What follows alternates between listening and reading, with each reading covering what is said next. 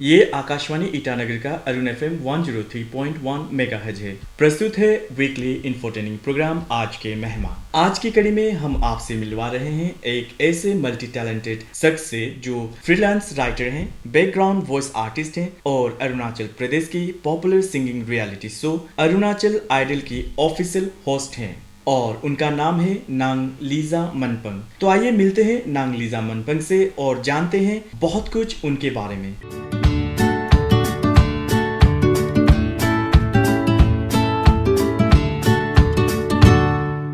आपका हमारे स्टूडियो में हार्दिक स्वागत। थैंक यू सो मच इतना लंबा इंट्रोडक्शन देने के लिए, लेकिन बहुत खुशी हुई आपका रेडियो स्टेशन में आई। सबसे पहले तो हम ये जानना चाहते हैं कि आपकी स्कूलिंग कहाँ से हुई और आप कहाँ से हैं? मैं बेसिकली नामसाई से हूँ, छोटा सा टाउन चंगखम से, और मेरी स्कूलिंग वही मेरे खुद के नेटिव विलेज में ही हुई थी। गवर्नमेंट स्कूल में ही पढ़ के मैं बड़ी हुई हूँ। एंड उसके बाद मैं शिलोंग गई थी, सेंट एंथनीज कॉलेज में मेरा एडमिशन हुआ था और वहाँ से मैं लॉकडाउन के बाद वापस घर आई थी। उसके बाद से ये ऑफिशियल होस्टिंग वगैरह मैंने शुरू किया था। आप एक फ्रीलांस राइटर भी हैं, तो कुछ कहेंगे इस बारे में?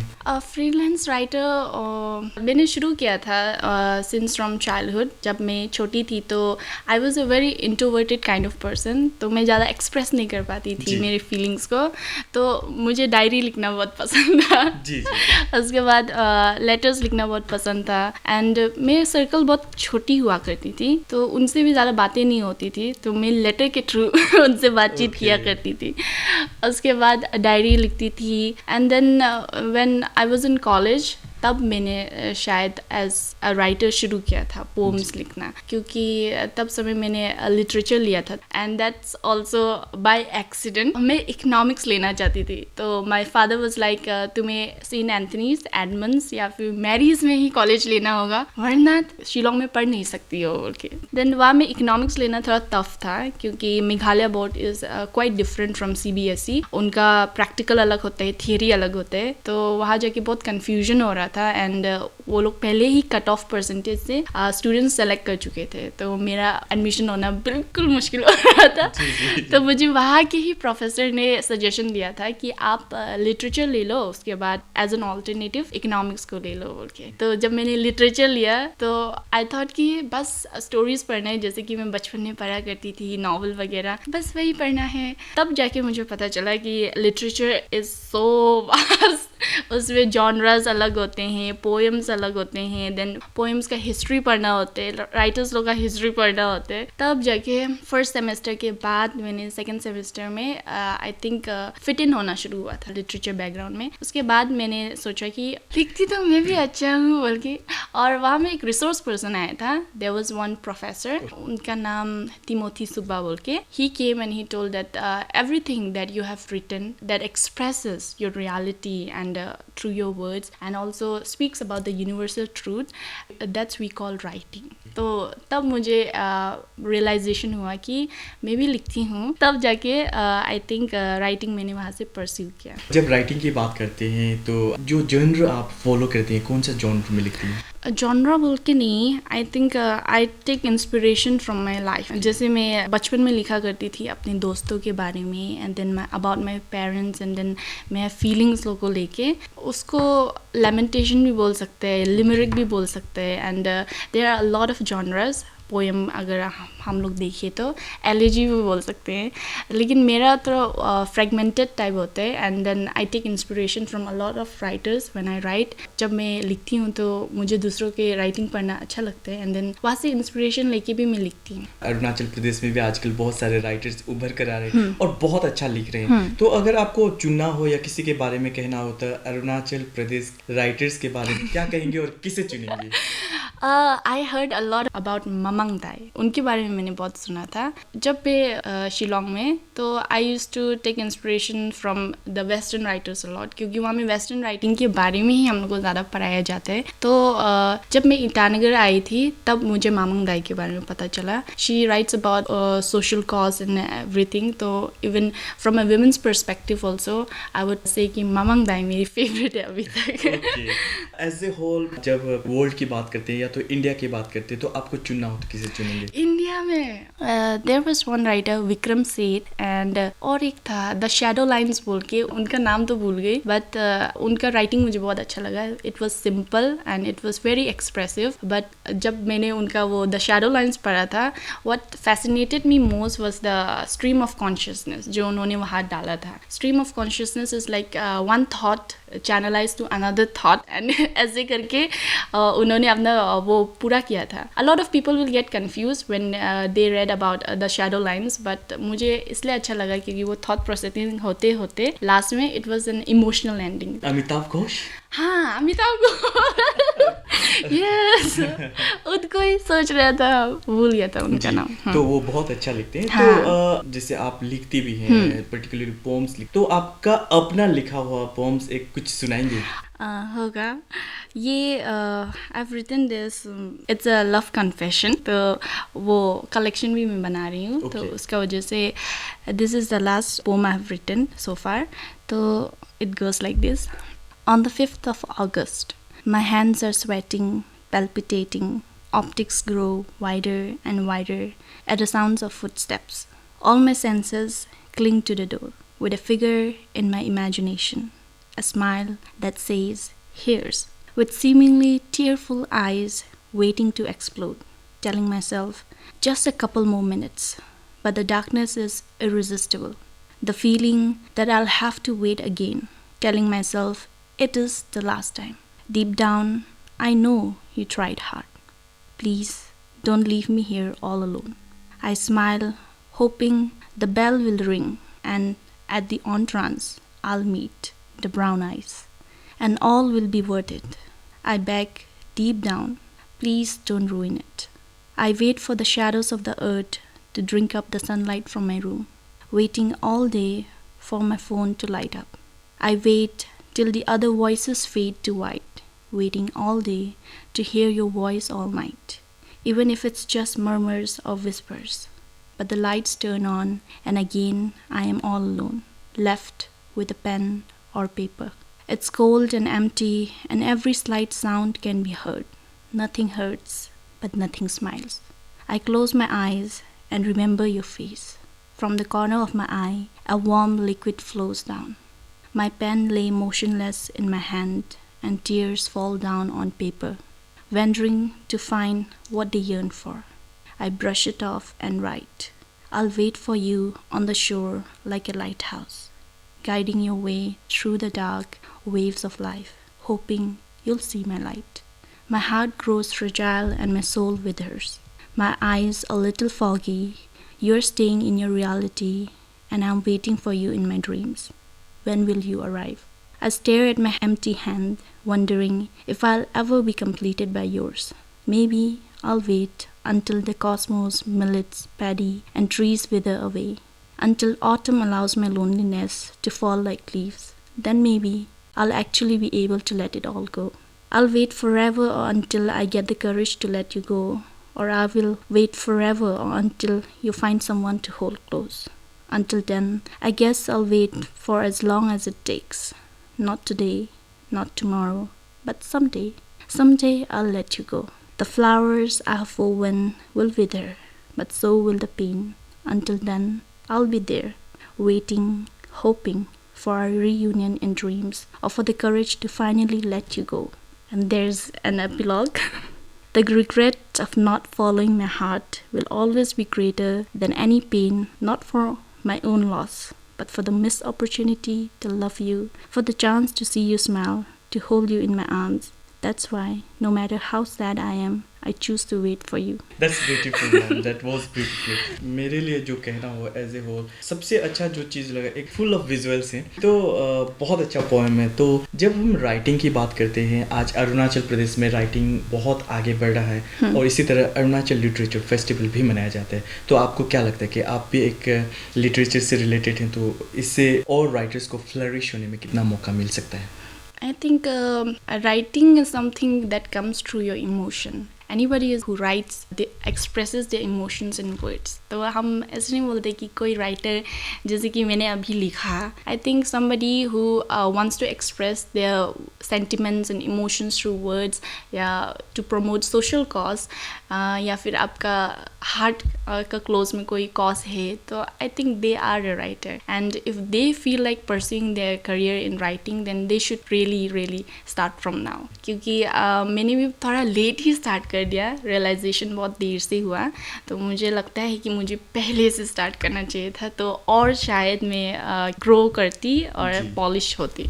तो लिटरेचर फेस्टिवल अरुणाचल प्रदेश में मनाया जाता है, तो आप लोगों के जैसे राइटर्स हैं उनको पॉलिश करने में कितना फ़ायदेमंद होगा? I have never been in lit festival, but then इस बार मैं जाने के बारे में सोच रही हूँ. There are a lot of resource person जो लिट फेस्टिवल में आते हैं, and then they inspire the young writers. Yes, उनसे इंस्पिरेशन मिलेगी, क्योंकि मेरा भी रियलाइजेशन तभी हुआ था जब प्रोफेसर तिमोथी सुब्बा आए थे एज अ रिसोर्स पर्सन हमारे कॉलेज में, and he speak about his journey, and then he said ना वो लाइन की that speaks about universal truth and anything that you expresses through your word is writing, and वो ही एक creative writing बन जाता है धीरे धीरे. यस, वहाँ से आप ज़रूर इंस्पिरेशन ले सकते. ये तो है आपके राइटिंग की बात, आपके लिटरेचर की बात. अब बात करते हैं एंकरिंग की. आप singing reality show of Arunachal Pradesh Arunachal Idol के ऑफिशियल होस्ट हैं. ये मौका आपको कैसे मिला? ये मौका आई थिंक डेस्टिनी बोलते हैं ना, faith. I believe in that. कुछ भी करो, लेकिन अगर आपकी डेस्टिनी में वो डेस्टाइन है तो वो आपको मिल के ही रहते हैं. तो आई थिंक जब मैंने पहले एंकरिंग शुरू किया था नामसाई में, तो बहुत सारे एंकरिंग करने के बाद I was given the opportunity to host Mahasangken festival. जब मैंने वो होस्ट किया था, तब Tana Disam MD of Arunachal idol and then Malo अतुस्तर चेयरमैन ऑफ अरुणाचल आइडल, वो लोग आए थे to make a documentary on Mahasangken. जब वो लोग आए थे तो I was hosting on stage. उन्होंने मुझे वहाँ से स्काउट किया था, and they at first approach me for background voice के लिए, महासांकेन के लिए, because I was there and they saw some potential in me, तो उनके लिए मुझे अप्रोच किया था. उसके बाद अप्रोच करने के बाद वो लोग गायब हो गए गायब हो गए, और फॉर लाइक अ ईयर वो लोग गायब थे. And then when I came to Itanagar and started news anchoring, तो तब आतू सर ने मुझे कॉल किया था. कॉल करके कहा था for PR of Arunachal idol, and तब से मुझे नहीं पता था PR क्या है. Then he told me that you don't have to do anything, you just have to handle our social media. तो मैंने सोचा कि ईजी है, चलो कर लेते हैं बोल के. तो मैंने ट्राई किया. उसके बाद आई मेट ताना डिसम, एंड एक्चुअल में मिस्टर ताना डिसम का नंबर मेरे फ़ोन में पहले से था बिकॉज ऑफ दैट. तो ऐसे घूर फिर के एक ही सर्कल में हम लोग वापस आ गए थे. And even the director MD managing director of Arunachal Idol, even he was saying कि आपका नंबर मेरा फ़ोन में पहले से सेव था. ना, मैं सो शॉक्ड बोल के. तब हम दोनों बाद में रियलाइज़ किए कि वी फर्स्ट टॉक्ड ऑन 1 साल पहले फॉर दिस महासांकेन का डॉक्यूमेंट्री बनाने के लिए. तो तब हम दोनों रियलाइज़ किए इट्स फेथ, घूम फिर के वापस आ गए हम लोग. एंड इवन ही सेड कि at that time when you were anchoring on stage, we were thinking about approaching you for the host of Arunachal Idol. तो उसका बाद फिर उन्होंने फिर होस्टिंग का बात शुरू किया, तो फिर मुझे होस्ट बनाया गया वहाँ का. यस, उसके बाद से जर्नी कंटिन्यूस. जब आप एक इवेंट होस्ट करती हैं, इवेंट को एंकर करती हैं और रियलिटी शोज को होस्ट करती हैं, तो चैलेंजेस क्या क्या हैं पर्टिकुलरली रियलिटी शोज में? पर्टिकुलरली रियलिटी शोज में उसमें when you are on stage you are very free. You're free to say anything, then you don't have to go rewind, reverse it back and then reshoot it again. तो reality show में ऐसा है कि you cannot say everything that you want. आपको script बना के जाना होता है, and then you have to know the story line, and then as a host हम लोग को कंटेस्टेंट लोग से भी बात करना होता था to know about their background so that we can ask them questions on stage. But when you are in an event, it's live and there is no shooting वगैरह, तो तब समय आप कुछ भी बोलो, कुछ भी करो, चलते। Mistakes are like blind side कर देते हैं। रियलिटी शो में ऐसा नहीं होता है, one mistake and you have to reshoot the whole thing again. वो चैलेंजिंग था।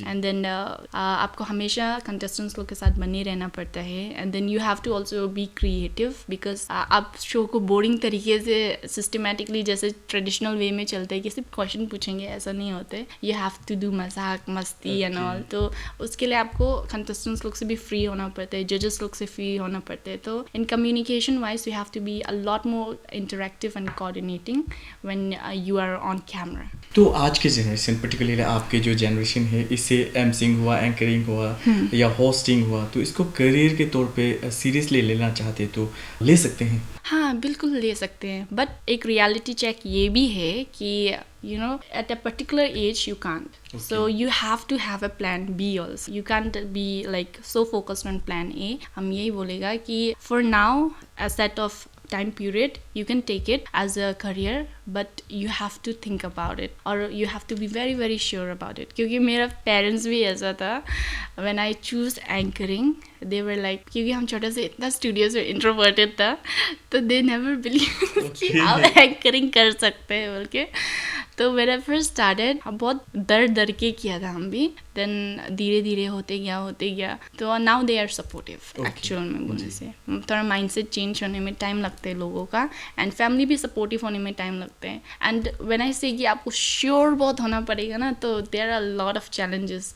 फर्स्ट तो आपका फैमिली है, because they won't take it lightly ना, जब आप बोलोगे कि मुझे एंकरिंग लेना है as a career, as a profession. मेरा फैमिली भी it's like first of all तो वो लोग ना, बट अभी जैसे जैसे धीरे धीरे I am progressing, they are allowing me. तो लिसा, थोड़ी देर पहले जब हम किस तरह से आपको अरुणाचल आइडल मिला होस्ट करने के लिए, उसमें आपने एक वर्ड यूज किया था, बैकग्राउंड वॉइस। एकदम कम शब्दों में हम जानना चाहेंगे कि एग्जैक्टली बैकग्राउंड वॉइस आर्टिस्ट क्या है? Background voice artist is very different from anchoring and hosting, क्योंकि उसमें आपका चेहरा दिखाई नहीं देते। तो your voice has to be creative and very very interactive and engaging. तो जब आप एक स्क्रिप्ट देते हैं आपको बैकग्राउंड वॉइस ओवर के लिए, जैसे कि टूरिज्म के लिए हो गया हो, नेचर के लिए, I have done this Namdapha and Vijaynagar, and there are lot of क्या था गवर्नमेंट प्रोजेक्ट्स जिसके लिए मैंने वॉइस ओवर दिया है। तो उसमें आपका वॉइस ना बहुत confident, at the same time जैसे आपका वो स्क्रिप्ट डिमांड करते हैं कि काम होना है,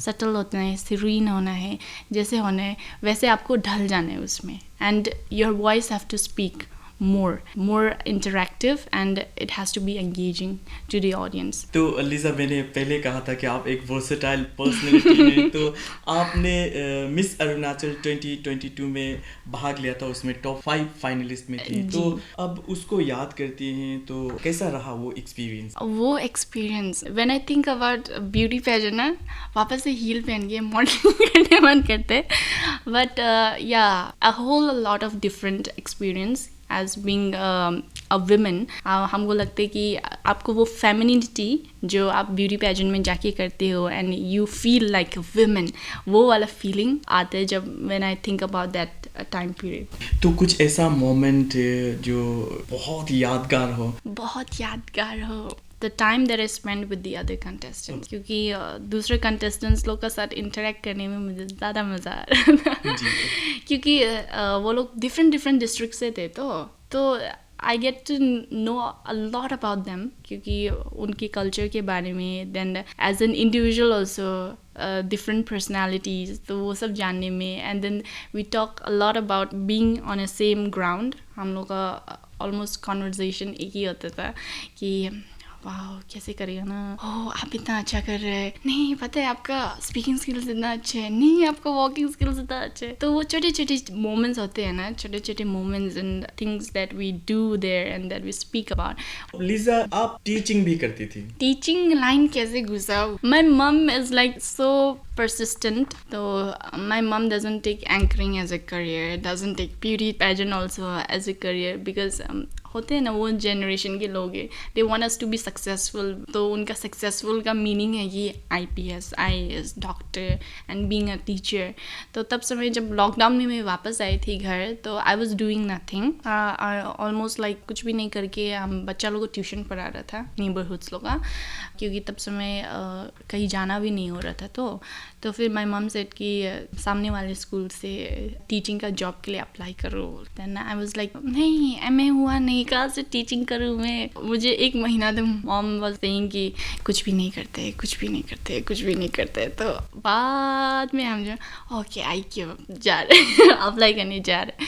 तो मैं चली गई थी. तो एट फर्स्ट तो सिर्फ ग्रेजुएशन सर्टिफिकेट लेके वो लोग तो मुझे दे नहीं रहे थे. तो ऑफिस वर्क के लिए मुझे रखा था सिस्टर ने. तो मुझे under observation like for 6 months और 5 months रखा गया था.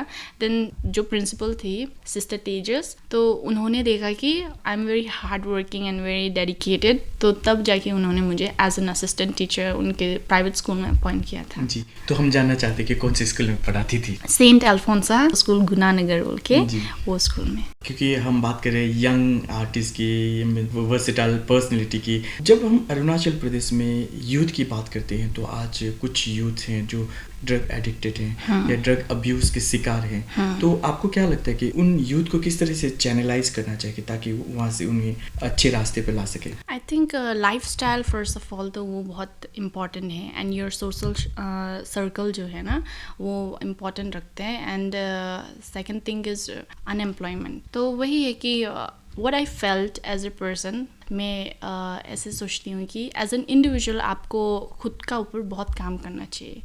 लाइक इतना काम कीजिए that you don't have time for these things, these negative things that will take you for drug abuse and other things. तो वही आप खुद को एंगेज करके रख. Every opportunity that knocks at your door you have to open it and then by फैला के बस गले लगा लो.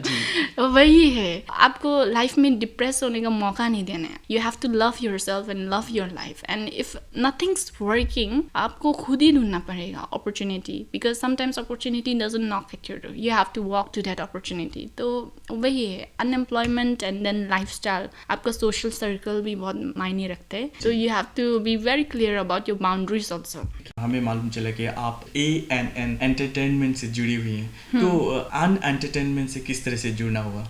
अन एंटरटेनमेंट से बिजनेस सर्कल तो हम पहले से जानते थे, like through Arunachal Idol only. हम फर्स्ट टाइम उन्हें वही में मिले थे एज अ जज, and he met me as a host. And उनको मेरा होस्टिंग बहुत अच्छा लगा था. एंड अन एंटरटेनमेंट का शुरुआत ही बहुत वो अनोखा ढंग से हुआ. बिजनेस सर ने एक बार कॉल किया कि see I am starting this and if you are interested you can join ऐसा वाला. I am like yeah sure, क्योंकि हम लोग को चाहिए था एक मैनेजमेंट होस्टिंग. जब आप करते हो and then I am a background voice artist and then freelance writing, तो उसे मैनेज करना बहुत मुश्किल हो जाता है. Because when you are into this profession you have to keep your professional life and personal life different. तो वो चीज़ मेंटेन करने के चक्कर में समटाइम्स आपका पर्सनल लाइफ क्लैश हो जाते हैं और प्रोफेशनल लाइफ क्लैश हो जाते हैं. तो उसके लिए हम लोग को एक मैनेजमेंट का बहुत ज़रूरत था. तो व्हेन बिजनेस अप्रोच मी, तो मैंने हाँ बोल दिया फॉर अन एंटरटेनमेंट, एंड उसका थ्रू से मैं जुड़ गई. जी, आजकल human trafficking, particularly female human trafficking बहुत ज़्यादा हो रहा है. कहते हैं कि ये फ्लैश ट्रेड के लिए. तो इस संदर्भ में आपका क्या ओपिनियन है? That's a very heavy topic. very heavy topic.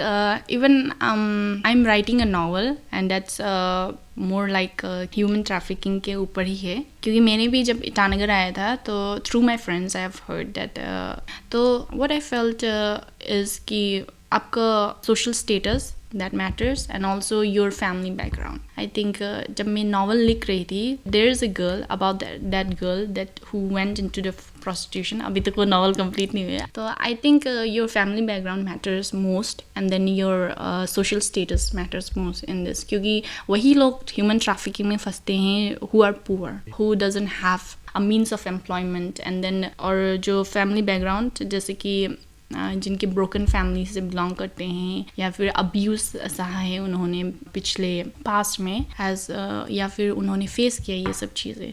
तो आई थिंक वो सब चीज़ें बहुत मैटर करती है and your education also matters a lot because if you are educated I don't think that you will go for human trafficking and stuff like that so I think education wise and social status wise and then your family background, having a healthy family background is very important first of all, then you comes your education. तब आपका शायद social status भी poor क्यों ना हो, I don't think so you will go into that area. तो अंत में पर्टिकुलरली यूथ को और यूथ में से भी कैटेगरिकली women folks को क्या कहना चाहेंगे? Women folks लोगों I would say कि don't give up and हम हमेशा ये कोट यूज़ करते हैं, good things always takes time and maybe it's taking more time than you thought it would take but it will be worth while. तो for women folks हम यही बोलेगा कि even if your life is circling back to what you thought कि zero में आके वापस रुक गया है, तो don't give up because zero से फिर आप स्टार्ट कर सकते हो. बिकॉज हम भी ऐसा था कि टीचिंग का बात क्या, फिर ये का बात, तो almost I was in zero zero zero everywhere. लेकिन zero is not the definition of loser और योर डिफीट वाला चीज़ जो, तो वहाँ से आप स्टार्ट कर सकते हो and yes don't give up. Thank you Lisa, आप हमारे स्टूडियो में आए और अपने बारे में इतनी सारी बातें साझा की और इतनी सारी ज्ञानवर्धक जानकारियाँ भी दी, इसके लिए आपका बहुत बहुत धन्यवाद.